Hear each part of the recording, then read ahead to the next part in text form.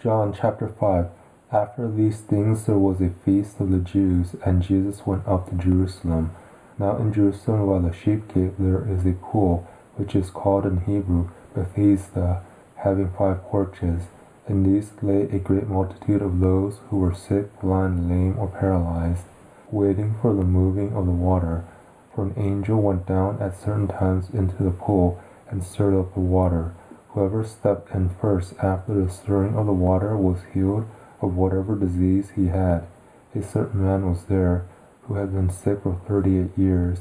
When Jesus saw him lying there, and knew that he had been sick for a long time, he asked him, "Do you want to be made well?" The sick man answered him, "Sir, I have no one to put me into the pool when the water is stirred up, but while I'm coming, another steps down before me."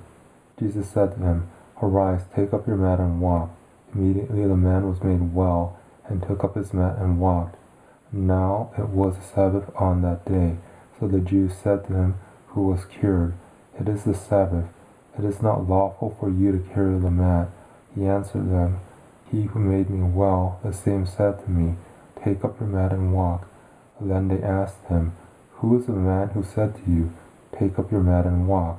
But he who was healed didn't know who it was, for Jesus had withdrawn, a crowd being in the place.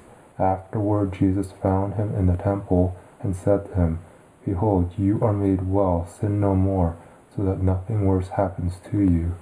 The man went away and told the Jews that it was Jesus who had made him well. For this cause the Jews persecuted Jesus and sought to kill him, because he did these things on the Sabbath. But Jesus answered them, "My Father is still working, so I am working too." For this cause therefore the Jews sought all the more to kill him, because he not only broke the Sabbath, but also called God his own Father, making himself equal with God. Jesus therefore answered them, "Most certainly I tell you, the Son can do nothing of himself, but what he sees the Father doing. For whatever things he does, these the Son also does likewise.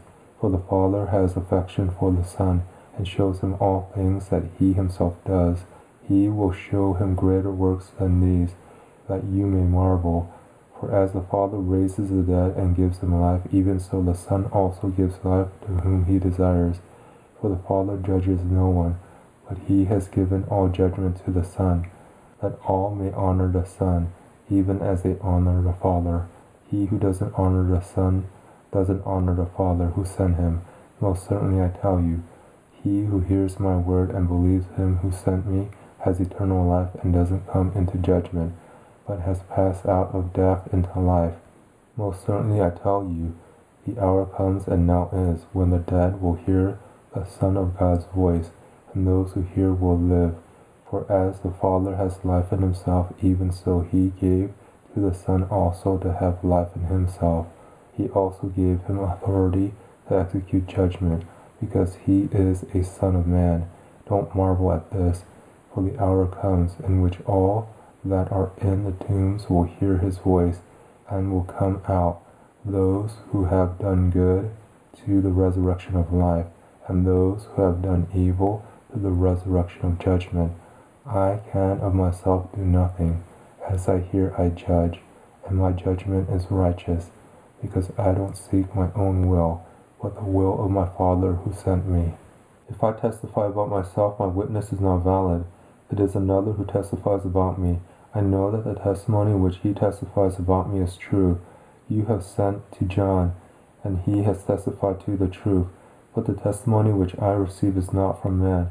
However, I say these things that you may be saved. He was the burning and shining light, and you were willing to rejoice for a while in his light. But the testimony which I have is greater than that of John.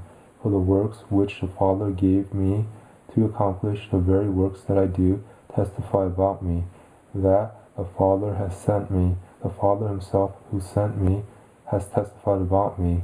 You have neither heard his voice at any time, nor seen his form.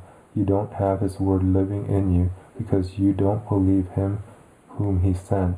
You search the scriptures because you think that in them you have eternal life, and these are they which testify about me. Yet you will not come to me, that you may have life. I don't receive glory from men, but I know you, that you don't have God's love in yourselves. I have come in my Father's name, and you don't receive me.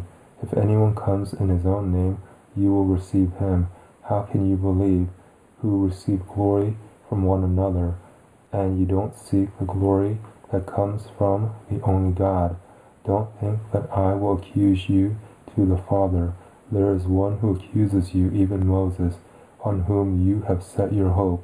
For if you believe Moses, you would believe me, for he wrote about me.